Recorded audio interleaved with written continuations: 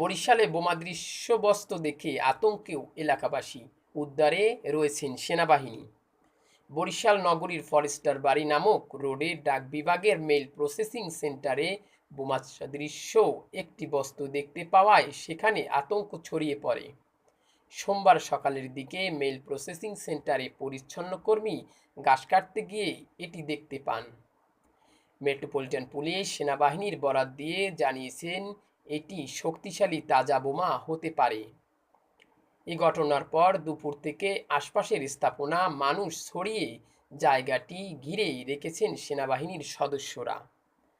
ডাক বিভাগের mail processing সেন্টারে পরিচ্ছন্ন কর্মী জনি হেলাল জানান, সকাল 9টায় তিনি ঘাস কাটতে গিয়ে বস্তুটি দেখতে পান। এরপর মেল প্রসেসিং সেন্টারের পরিদর্শক মোহাম্মদ রিয়াজ হাওলাদার 999-এ ফোন দিয়ে আইনশৃঙ্খলা রক্ষাকারী বাহিনীর সহায়তা চান। এটি ধ্বংস করতে সেনাবাহিনীর বোমা ডিসপোজাল ইউনিট আসছেন বলে জানান। এটিকে সেনাবাহিনীর বরিশাল মহানগরের দায়িত্বপ্রাপ্ত মেজর রাশেদ বেলা 1:15টায় ঘটনাস্থলে ঘিরে আশপাশ ঘিরে রাখার নির্দেশ দিয়েছেন তিনি।